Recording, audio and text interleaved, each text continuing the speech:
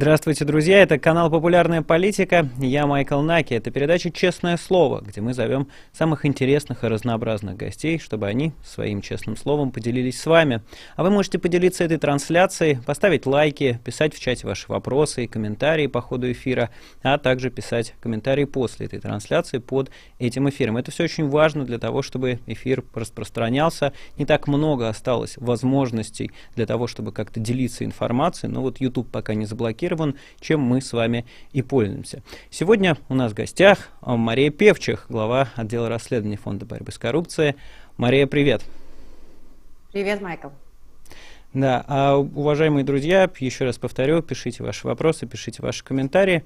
У тебя для начала хочу спросить, поскольку все видят тебя в эфире, все видят, что делает популярная политика, вообще этот канал в этом виде появился не так давно, хочу задать несколько основных вопросов по поводу того, как вообще поменялась жизнь и твоя, и ФБК, и в целом всей команды с приходом этой ужасающей войны, которую развязал Владимир Путин, потому что очевидно, что очень многое в связи с этим изменилось. Расскажи, пожалуйста, как ты относишься к этой войне, и как поменялась твоя жизнь, и как изменилась, возможно или нет, ФБК и его деятельность в эти 2 месяца?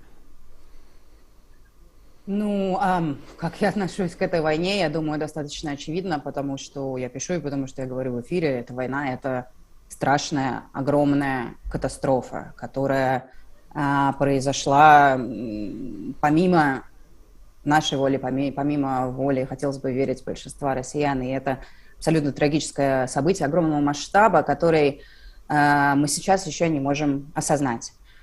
Первые несколько недель войны, первые несколько, может быть, дней, или неделю, я, скажу вам честно, не могла даже осознать произошедшего. Я читала новости, я следила за всем абсолютно, и я понимала, что вот в эту точку времени происходит такое событие. Сейчас обстреливают такой город, и сейчас там убили таких-то людей. Но осознать это полностью не получалось. И мне кажется, что даже до сих пор периодически кажется, что это все неправда, что это все какая-то абсолютно больная, психопатическая фантазия чья-то, и мы не можем в этом жить. Но это реальность. И в этой реальности мы вместе с командой из ФБК решили найти единственный способ существовать, то есть работать еще больше. Я не знаю, у меня нет другого способа остановить войну, кроме как делать то, что мы делали, только больше и лучше. Мы запустили этот канал «Популярная политика», который теперь служит источником новостей для миллионов людей, и это очень хорошо, и это очень важно. Мы научились за несколько недель буквально на коленке собирать эфиры, приглашать гостей, вести с ними разговоры, разных гостей, рассказывать разные точки зрения. И переформатировали нашу работу, которая была антикоррупционная раньше в основном, вот под этот новый формат, где каждый из нас пытается сделать хотя бы чуть-чуть, хотя бы что-нибудь, чтобы остановить этот ужас. Как тебе кажется, получается или нет? То есть получается ли достучаться до кого-то? Получается ли, как-то вот делать то, о чем ты говоришь, предоставлять информацию? Удается это или нет? И вообще, каким образом ты для себя отвечаешь на вопрос, работает это все или нет? Я надеюсь, что это работает, но я не могу сказать, что я не сплю ночами и думаю, а вот работает или не работает, а что там еще можно сделать и как и так далее. У меня настрой такой, что даже если этот канал будут смотреть, я не знаю, не миллион человек, а несколько десятков человек, мы все равно будем делать. Даже если YouTube закроют, мы все равно продолжим вести все наши эфиры, выпускать все наши ролики и программы ровно в том же самом формате, как мы это делаем сейчас. То есть в этом, мне кажется, ключ к нормальности сейчас. Просто как можно больше работать и надеяться на то, что сегодня у нас будет чуть-чуть больше подписчиков, а завтра еще на несколько десятков больше. Не знаю, послезавтра мы придумаем какой-то новый формат, который сможет пробиться к той аудитории, которой у нас не было позавчера и так далее. Вот я лично оперирую вот на таком уровне. Каждый день делать максимум возможного, не лениться и ни в коем случае не бездействовать. Скажи, пожалуйста, А вот вся эта деятельность, которую вы сейчас осуществляете, мы сейчас осуществляем, по большому счету, что должно быть ее итогом? Ну вот, то есть ты говоришь, там, подписчики и все такое, то есть что, накопится какая-то критическая масса людей, которые поймут, что происходит, и, значит, будут предпринимать какие-то действия? Или что там увидит кто-то определенную информацию, услышит спикера, увидит фотографию или видео, и, соответственно, поменяет свою точку зрения, и в итоге поменяет свое отношение к действующей власти, что в итоге и станет ее концом. То есть какую цель ты видишь, для чего все это делается? Все десятилетие, которое я работаю в ФБК, у меня единственная цель приблизить кончину путинского режима и сделать так, чтобы Россия была свободной и демократической страной. А все остальное, подписчики, просмотры и так далее, это лишь как бы дополнительные какие-то критерии, которые когда-то актуальны, когда-то не актуальны, когда-то не информативны, а когда-то они даже вообще не информативны. Я не знаю, Майкл, каким образом мы все сделаем так, и каким образом это случится, каким образом Владимир Путин уйдет от власти и оставит нашу страну в покое. Но добиваться этого надо разными способами, и в том числе вот таким вот вещанием, как канал «Популярная политика», ну и также другими способами, нашими старыми, как мы это делали всегда, расследованиями, которые мы продолжаем выпускать, политической деятельностью, которой мы продолжаем заниматься, там сейчас санкционной деятельностью, которой мы занимаемся, всеми миллионами разных способов. Мы приближаем самую главную цель – уход Путина от власти тем или иным способом. Мы про все эти аспекты немножко поговорим, потому что, ну, на самом деле, да, вот все эти вещи, все эти действия, это как раз вот те детали, да, которые позволяют хотя бы примерно понимать, что нужно делать и в каких направлениях для того, чтобы и остановить эту войну, и остановить Владимира Путина, и в целом сделать так, чтобы он перестал мучить Россию, Украину, Белоруссию и многие другие страны. Но до этого хочу тебя спросить. Ты довольно долго наблюдаешь за Владимиром Путиным и за его режимом. То есть ты наблюдаешь за этим гораздо дольше, чем мы, например, знаем о твоем существовании, потому что долгое время многие не догадывались о том, что вот есть такой человек Мария Певчих. Скажи, пожалуйста, ты понимаешь, почему произошла эта война? Ты понимаешь, почему Владимир Путин напал на другую страну, убивает мирных граждан, убивает военных, которые встали на защиту своей страны? У тебя есть понимание, вот после наблюдения за этим режимом, почему это произошло?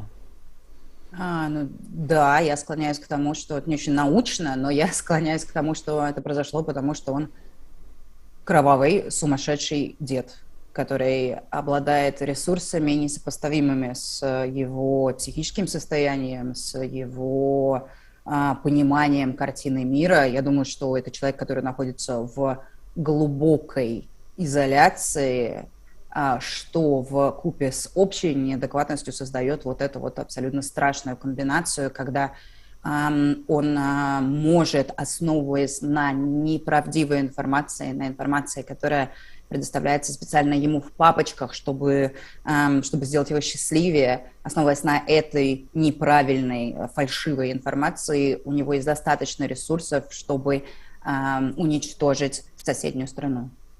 Когда ты говоришь о неправильной информации, ты имеешь в виду, что там, не знаю, Владимир Путин, на твой взгляд, действительно верит, что всей Украиной управляют какие-то нацисты или что-то такое, или ты имеешь в виду, что он думал, что у него получится все это сделать быстро, эффективно и, значит, порадоваться и порадовать свой ядерный электорат? Ну, слушай, тут проблема с такой информацией, с неправильной, которая лежит в основе чего-то, это в том, что она просачивается в разные места и влияет на очень много разных аспектов. Ну, то есть, естественно, изначально решение уничтожить Украину у него базируется на какой-то внутренней, давно существующей ненависти к украинскому народу. Я не понимаю генезис этой ненависти, я не понимаю ее природу, я не понимаю просто, как физически можно брать и ненавидеть какую-то конкретно взятую нацию, тем более украинцев. Я уверена, что вот эта реальность, которая была для него сконструирована, она была сконструирована на основании того, что он хочет услышать. Да, ну, то есть это не какая-то инициатива на местах, это не какой-нибудь, там, я не знаю, Золотов или ФСО или Сурков, который науськал Путина, что Украина – это нацистское государство. Нет, это все легло на благодатную почву. Путин действительно всегда так думал. Он не признает суверенитет Украины, он не признает субъектность Украины как нации. И поверх этого очень аккуратненько и очень дотошно много-много лет подряд складывалась информация вот из серии того, что посмотрите, вот вам Горловская Мадонна. Да, а посмотрите, детей едят, посмотрите, укрофашисты сделали это, а посмотрите, едет Бандеромобиль. Я ни в коем случае не снимаю ответственность с Путина за то, что он опирается на такую информацию. Это его работа, в буквальном смысле слова, уметь отличать правдивую информацию от неправдивой, выстраивать такую систему себе информирования, которая бы была адекватной, и он эту работу провалил. Но факт остается фактом. Я видела какие-то, нам присылали какие-то образцы, ну, примерные кусочки того, что кусочки текста и файлов, которые содержатся в путинских папочках, мы их никогда не публиковали, потому что мы не можем проверить их аутентичность, но, скажем так, по моему мнению, это очень похоже на правду. И там в буквальном смысле вот то, что рассказывают по федеральным каналам, то, что показывают в федеральном эфире. Там обгорелые трупы детей, там зевующие украинцы, там портреты Бандеры, и вот эта вот вся абсолютно какая-то шизоидная картина Украины, которая транслируется сейчас по телевизору. И как бы от этого ответвлением идет дополнительная какая-то ошибка, ну, соответственно, это ошибка предположения в том, что когда Путин войдет в Украину, когда войска путинские войдут в Украину, их закидают цветами и чепчиками. Ну, вот вошли и посмотрели. Похоже это на цветы и чепчики? Нет, это похоже на бесконечные трупы российских солдат. И это то, как их встречали, это то, как их будут встречать, это то, как их должны встречать. Это логично.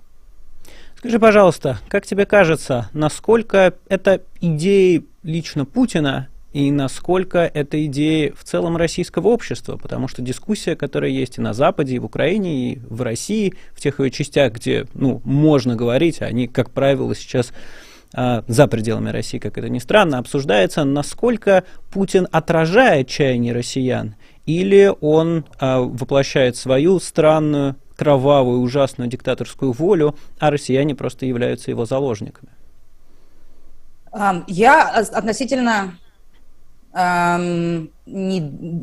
давно приняла решение не верить и не обсуждать, и не принимать как бы на веру никаких цифр и данных о том, как и кто поддерживает эту войну. Я не хочу, просто отказываюсь верить в то, что большинство россиян действительно поддерживают идею убивать, уничтожать соседнюю страну, уничтожать украинцев, уничтожать их семьи, насиловать их женщин и убивать их мужей. Я отказываюсь в это верить. Мне кажется, возможно, это какая-то моя странная форма гуманизма. Я этим людям, которые даже сейчас, возможно, пишут в интернете, что-то поддерживают и пишут эти абсолютно сумасшедшие комментарии, я сомневаюсь в их адекватности в плане того, насколько они информированы. И я не готова обвинять их в том, что у них не было возможности узнать правду. Потому что, чтобы добраться до правды в России сейчас, нужно очень-очень хотеть, нужно очень-очень стараться, нужно продираться через VPN, ставить под вопрос все, что тебе рассказывают друзья, и все, что тебе рассказывают соседи. Даже если действительно сейчас существует широкая поддержка Путина и войны в России, эта поддержка основана на манипуляции и на обмане. И если бы в России был свободный доступ к информации, если бы в России были свободные выборы, если бы антивоенная позиция существовала хоть как-то, хоть на одном несчастном канале по телевизору, хоть в одной несчастной передаче, то тогда бы мы с вами поговорили, и тогда бы мы могли закидывать россиян, которые поддерживают войну, сами знаете чем, и говорить, что они монстры и садисты, и поддерживают страшные вещи. А сейчас, давайте мы давайте мы будем реально оценивать ситуацию. Путин уничтожил независимые СМИ больше 20 лет назад. Те люди, которые воюют сейчас в Украине, солдаты, которые сейчас воюют в Украине, они родились тогда, когда Путин был уже у власти. То есть они даже никогда не видели свободные СМИ. Они не знают и не понимают концепта того, что существует там полярность мнений, существуют разные точки зрения. Они с дня рождения, с момента своего рождения, с ложкой их Путин против их воли кормил этой шизоидной пропагандой. И, может быть, это излишний оптимизм, но я сделала выбор его придерживаться. Мне кажется, что как только и если появится доступ ко всей этой информации, ситуация с поддержкой войны сильно изменится и не в пользу Путина. Слушай, если по населению, в целом, действительно, достаточно легко с тобой согласиться, потому что мы видим, что не просто там уничтожены все СМИ, да, но когда война началась, очень много звучало в первые дни антивоенных голосов, люди выходили на акции, на пикеты, и очень быстро было сделано все для того, чтобы криминализовать не просто выход на улицу, а любое действие, любое слово, которое против этой войны. То по поводу солдат, которых ты описываешь, им действительно по 20 лет, то есть это действительно люди, которые прожили всю жизнь у Путина, но какая бы ни была пропаганда, да, как бы тебе не скармливали другую картину мира, сложно представить, что в какую-либо систему ценностей, даже в ту, которая навязывается сверху в России, укладывается массовое изнасилование, гигантское мародерство, убийство мирных людей со связанными за спинами руками. Вот как тебе кажется, вот эта часть солдат, вот эта часть людей, которые это делают все в Украине, как это смогло произойти?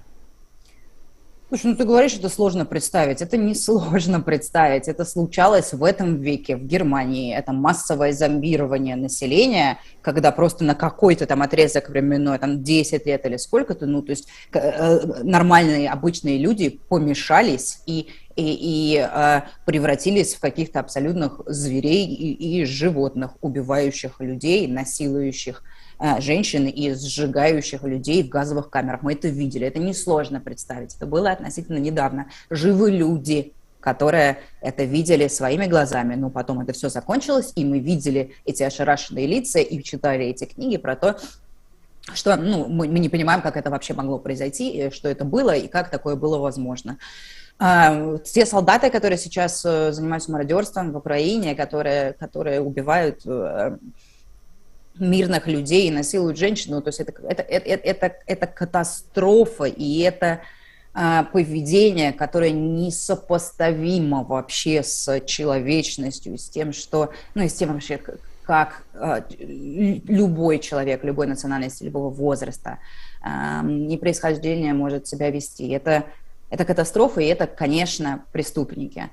Я не хочу сильно долго заламывать руки, здесь все понятно, это люди, это звери просто, я не знаю, как их еще характеризовать, я не знаю, что у них в головах, кроме того, что у них абсолютно на психическом уровне случился сбой, что они неадекватны, недееспособны, и в любом случае для этих людей существуют специальные институты, такие как военные трибуналы, которые позволят, и я очень надеюсь, с помощью которых эти люди, конкретные люди, которые истребляли мирное население Украины, они за это понесут ответственность. Это и еще раз, возвращаясь к вопросу фашистской Германии, мы это видели уже, и механизм этот уже существует накатан, и я надеюсь, что в рамках этого механизма они свое наказание понесут. Да, в этом веке имеется в виду, что меньше 100 лет назад, то есть буквально 80 лет назад.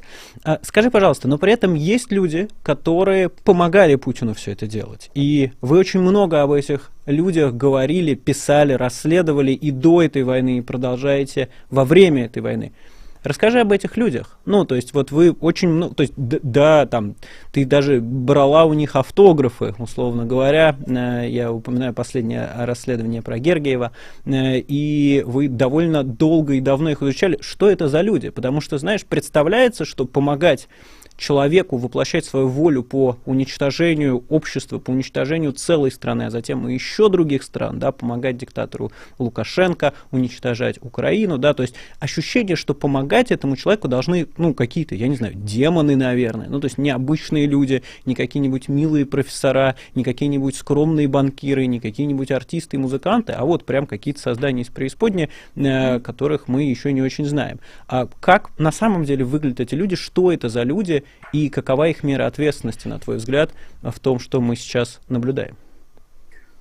Ну, если речь идет о так называемых разжигателях войны, там условно такая широкая категория, в которую могут попадать и пропагандисты, и доверенные лица Путина, как Гергиев, да, упомянутый. Ну, слушай, что это за люди? Это люди, с которых спрос, как говорится, больше, и ответственность у которых больше. Если взять того же самого Гергиева, собственно говоря, как и большинство доверенных лиц Путина, которые, ну, все там либо актеры, либо спортсмены, либо там, да, если это хоккеисты, доверенные люди Путина, как Овечкин, да, они вообще за границей живут. Вот много-много-много лет, да, и играют в американских хоккейных клубах. Вот у этих людей ответственность совершенно другая, потому что у них всегда много лет подряд был доступ к информации, не всегда был выбор, поддерживать Путина или нет. У них перед ними был весь спектр мнений, и они на этом спектре мнений выбрали тот кусочек, который нравится им, а именно путинскую войну. И тут, будучи полностью информированным, у тебя возникает совершенно другая степень ответственности. И к этой ответственности мы и призываем сейчас. Условно Гергиев, который, безусловно, является очень заметной и большой фигурой в мире музыки, в мире классической музыки. Я прекрасно помню сама, что в какую мировую столицу, ну, как минимум там европейскую, ты не приедешь, если концерт дает Гергиев, это плакаты, это афиши, это очереди, где не купить билеты, все завешено, маэстро дает концерт, приезжает Мариинка или еще что-нибудь такое. Да? То есть это человек с огромным именем, с огромным весом. И он сделал в своей жизни выбор поддерживать Путина, несмотря на то, что обстоятельства меняются. Да? То есть каждый раз, когда Путин скатывался все ниже, ниже и ниже и ниже в своем пути авторитарном, Гергиев делал новый и новый выбор. Нет, я все еще останусь с Владимиром Владимировичем. Нет, я сейчас пойду и получу из его рук орден и скажу пламенную речь про то, что России очень повезло с Путиным. А потом я дам концерт, и после этого концерта я расскажу проникновенно о том, что если бы не Владимир Владимирович Путин, то, я не знаю, условно, там, музыку Прокофьева бы не исполняли, или музыку Чайковского бы не исполняли. Это только благодаря Путину, да, наша великая российская культура продолжает иметь свою актуальность, что, естественно, не так абсолютно, скорее вопреки Путину. Вот. И штука здесь в том, печальная, что они это делают не по убеждениям, а за деньги. И история с Гергиевым, она хороша именно этим, тем, что показана цена, которую Путин платит, ну, буквально в смысле слова, цена в прямом смысле слова, количество денег, сумма, которую Путин выделяет, готов заплатить за то, чтобы его любили. А Гергиев и все эти доверенные лица, и все эти актеры, и все эти группы, которые выступают на Z-концертах, все эти Машковы, и Любэ, и Полины Гагарины, все, кого мы видим, которые вот сейчас на лбу себе рисуют эти зиги, они выступают как проститутки, я прошу прощения за такую грубую формулировку, но ровно это и есть. Это проститутки в плане того, что идет товарно-денежный обмен, да, то есть они продают свою лояльность Путина за конкретную, за там, конкретную сумму денег. В случае Гергиева гигантскую сумму денег, просто безумную сумму денег. Он построил себе целую систему воровства из бюджета, достаточно инновационную. У него есть фонд благотворительный, на который он, своего имени Валерия Гергиева, на который он собирает деньги у госкомпаний, у олигархов и так далее. Эти деньги должны идти на развитие музыки, на развитие молодых талантов, на развитие, на помощь каким-то провинциальным музыкантам и даже на развитие Мариинки, да, там, на какую-то, там, может быть, стройку или дополнительные сцены или еще что-то. А по факту эти деньги он просто переводит себе на карточку, у него есть карточка имена на имя Валерия Гергиева, привязанная к счету, на который поступают эти пожертвования, и этой именной карточкой он платит везде, где ему только хочется, включая, там, я не знаю, поездки на частных самолетах и включая оплату коммунальных услуг в квартире, которая ему принадлежит. И мне прям жутко интересно, когда в эти деньги, когда, не знаю, условный олигарх Усманов вкладывает деньги в этот фонд, знает ли он, что эти деньги в результате тратятся на там, сигарное шоу или фонтан из шампанского. Ну, я думаю, что даже если знает, он не возражает, а вот международная компания, которая тоже спонсирует Гергиева, фонд Гергиева, PwC там есть, это аудиторы, по-моему, BP, British Petroleum, там было много-много, MasterCard. Вот они уж очень сильно удивятся, когда увидят, что маэстро Валерий Гергиев тратил деньги, которые должны пойти на талантливых музыкантов, ну вот буквально на развлечение себя дорогого. Скажи, пожалуйста, среди всех этих людей, о которых мы столько лет узнаем из ваших расследований, из твоих расследований, из расследований Алексея, из расследований всей вашей команде, есть хотя бы один идейный человек? Ну, то есть вот человек, да, который говорит о патриотизме, который говорит о величии Путина, но при этом, ну, как это сказать, да, делает то, о чем говорит. Ну, то есть не ворует деньги, действительно что-то строит, там как-то искренне верит, или, ну, вам не удалось пока найти таких, которые бы действительно были такими, знаешь, бессребренниками, которые бы вот действительно за идею Владимира Путина что-либо делали. Слушай, у нас выборка хорошая, но результатом я тебя не порадую. Нет, я не могу сказать, что за все эти годы наших расследований мы видели кого-то, кого можно назвать идейным бессеребренником. Вот такая вот аномалия, да, что почему-то на Путина и на путинский режим работают только за очень большие деньги. И, ну, то есть объяснением этим является лишь то, что Путин уже очень давно изначально построил свою систему таким коррумпированным образом, что фактически каждый чиновник живет в уверенности того, что ему недоплачивают, да, то, что их там сумасшедшие зарплаты из бюджета, там, я не знаю, по 1 000 000 рублей в месяц, которые они официально получают, это слишком мало, да, ну, то есть как эта знаменитая история с Чубайсом, да, который считал, что он настолько гениальный, настолько эффективный, настолько вот он выдающийся менеджер и управленец, что никакая государственная зарплата не может отразить масштаб его гения.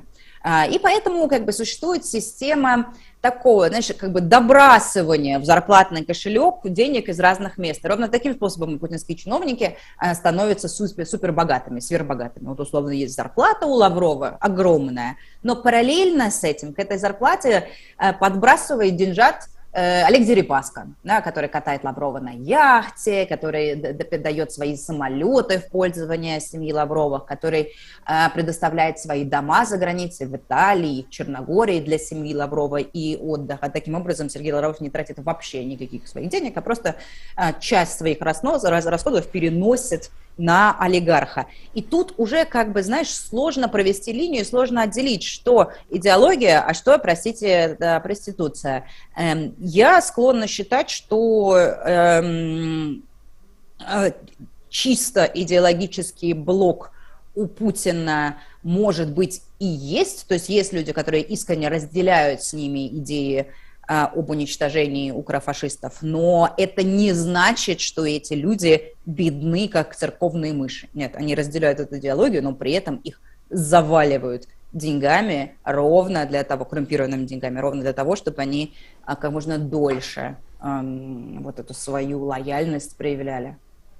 Выдуманных укрофашистов, да. Я тут еще вступлюсь в защиту проституток, потому что, на мой взгляд, эта профессия куда честнее и наносит куда меньше вреда, чем действия всех этих людей, которые продаются Владимиру Путину буквально за поддержание людоедского режима, который, если раньше мы говорили людоедский, да, вот, ну, метафорически, то теперь ни о каких метафорах не идет и речи. Скажи, пожалуйста, в этом контексте, а коррупция, о которой ты говоришь, многие сейчас считают, что это коррупция исключительно во благо, в том смысле, что благодаря этой коррупции не ездят российские танки, ну, ездят, но достаточно плохо, непрофессиональные солдаты, которые не обучены стрелять, потому что буквально по бумагам писали, что прошли стрельбища, они не прошли, потому что там все это продавали оружие тайно, потому что была коррупция и прочее, прочее. Ну, в общем, в целом, что коррупция развалила российскую армию, и теперь она не может так эффективно убивать людей, как хотела бы. Чтобы ты ответила этим людям, действительно ли коррупция, ну, во многом коррупция в России во многом помогает сейчас Украине сопротивляться, отбиваться от путинских фашистующих войск? Ну, я бы хотела сказать, что как бы в этой мысли нету ничего страшного, но при этом она неправильная. Мы сами, я слышала у нас в эфире на канале, кто-то периодически такие комментарии делает, вот, мол, ну, слава богу, что они такие некомпетентные и все разворовали, хотя бы вот они сейчас убьют меньше людей. Ну, то есть эта мысль имеет право на существование, но она ошибочная. Сейчас я объясню, почему. Если бы...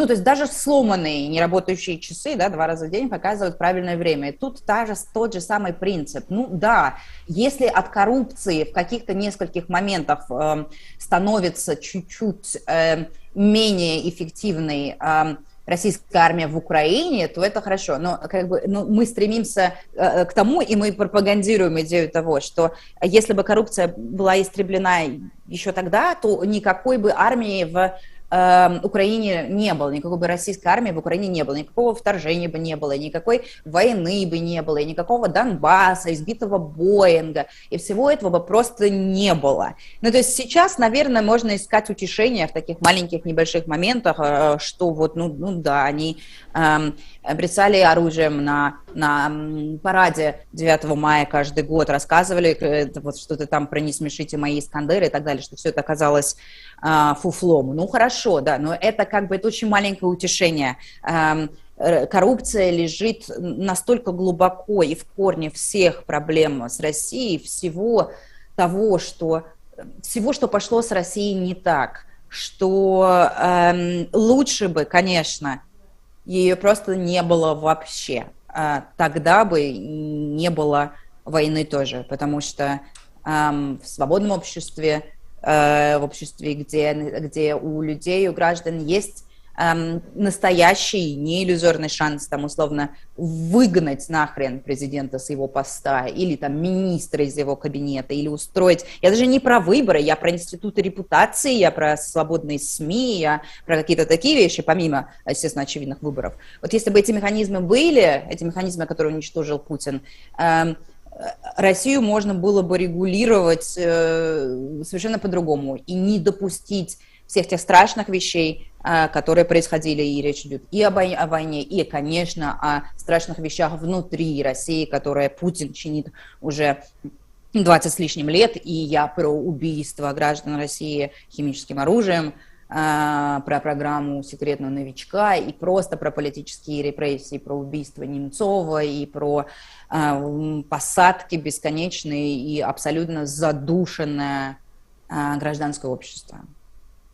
Скажи, пожалуйста, много внимания и Алексей, и его команда уделяли тому, чтобы на действия Путина реагировал Запад, чтобы он вносил людей в санкционные списки, чтобы он перекрывал финансовые потоки, которые подпитывают, собственно, бюджет Российской Федерации, с которой Владимир Путин ворует деньги на то, чтобы раздавать всему своему окружению, она оставалась к нему лояльным. Мы видим, что то, что годами подавалось как невозможное, да, а именно резкое внесение людей в санкционные списки, нам рассказывали, что нет такой юридической процедуры, что, значит, вот они все это оспорят. Мы видели, что когда они почувствовали, что опасность от Путина реальная, да, не иллюзорная, не только для россиян, не только для протестующих, не только для Алексея Навального, они очень быстро изменили эту систему. На твой взгляд, с чем было связано это промедление, большое промедление? Когда я говорю промедление, это типа не месяц, не неделя, да, я имею в виду годы, когда Владимиру Путину и его окружение буквально сходило с рук много из того, что они делали, и они продолжали пользоваться благами западной цивилизации, иметь там дома, иметь там самолеты и все прочее, прочее. Почему так происходило? Несколько причин этому. Первая причина – это, безусловно, отсутствие политической воли на Западе. Я не собираюсь с них снимать ответственность. Это их ответственность, и этой политической воли до недавнего времени не было. Ну и второе – это что-то… В корне этой проблемы лежит что-то связанное с европейской и в целом западной традицией, ну, дипломатии, государственного управления и просто вот этих вот всех международных дел. После Второй мировой войны считалось, что появление следующего, в буквальном смысле, там, кровавого диктатора в Европе фактически невозможно. И в прогнозах и в оценках ситуации Владимир Путин считался лидером авторитарным, но не предоставляющим опасность нигде помимо границ России.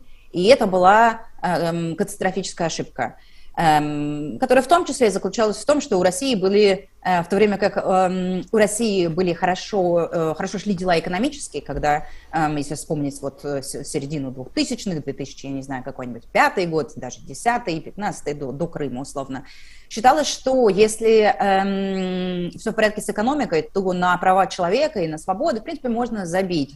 Да, ну, то есть условный западный политик, который имел дело с Путиным, говорил, что вот окей, посмотрите, по отношению ко мне Путин ведет себя прилично, мне он продает газ, со мной он заключает большие, очень крупные бизнес-сделки, там, типа строительства Северного потока.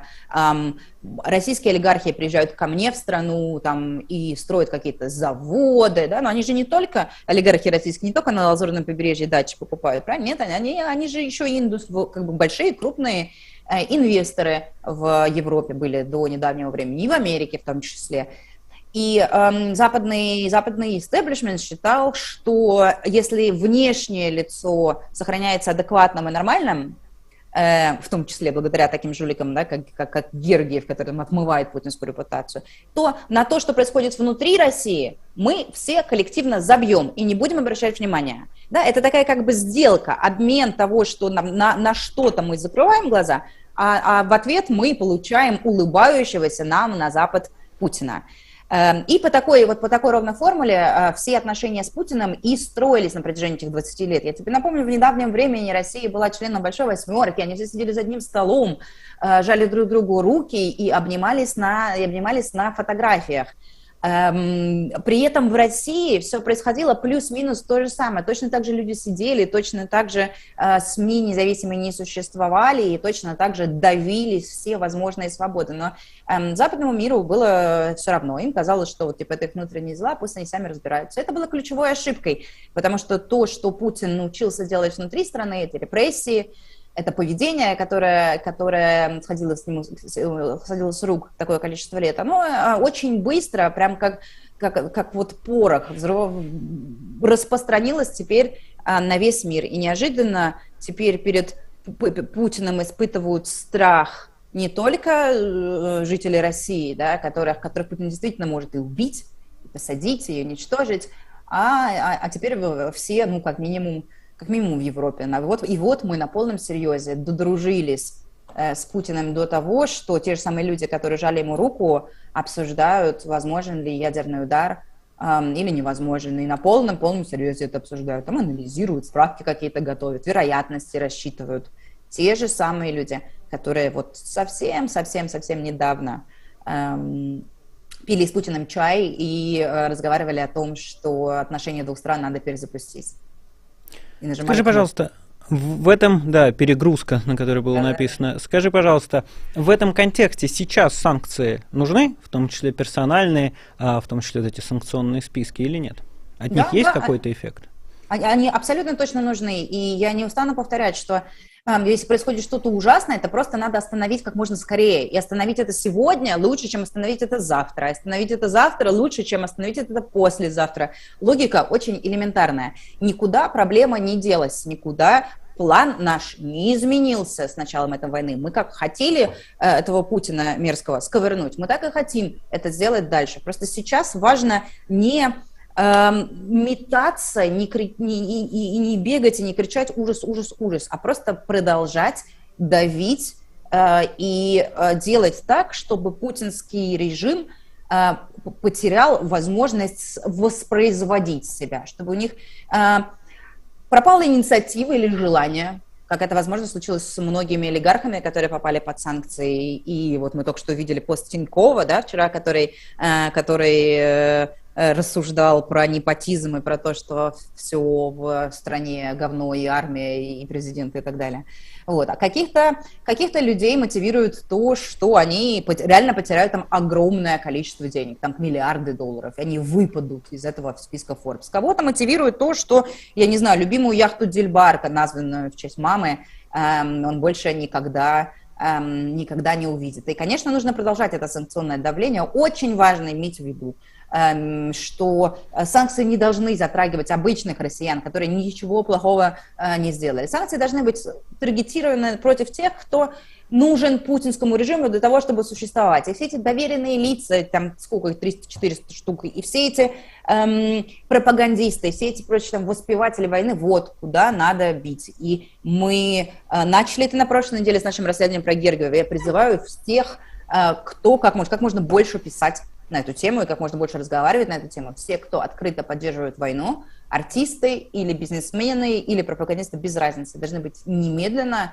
включены во все санкционные списки всех стран мира и отрезаны от возможности куда-либо, я не знаю, путешествовать в свою любимую Европу и проводить лето на Лазурном побережье. А что делать с теми, кто молчит? Ну, то есть какое-то количество актеров, музыкантов, интегрированных в том числе в мировую культуру, комиков, ну, не знаю, блогеров, да, очень много людей, вот что называется инфлюенсеры, то есть люди, у которых есть какое-то влияние. Они как бы, с одной стороны, не поддерживают, с другой стороны, вот не хотят там рисковать, как там Нурлан Сабуров говорил, да, у меня же семья. Как ты их воспринимаешь и как ты к ним относишься? Это слишком сложный для меня вопрос. Ну, то есть я скажу честно, нахожусь в странном здесь положении. Да? То есть я понимаю, что, в принципе, надо находить в себе силы, их понять и простить, войти в их положение. Да? То есть это как-то, вот, что ли, нравственно надо сделать и попытаться услышать и понять, что их действия часто мотивируются страхом или какими-то объективными угрозами.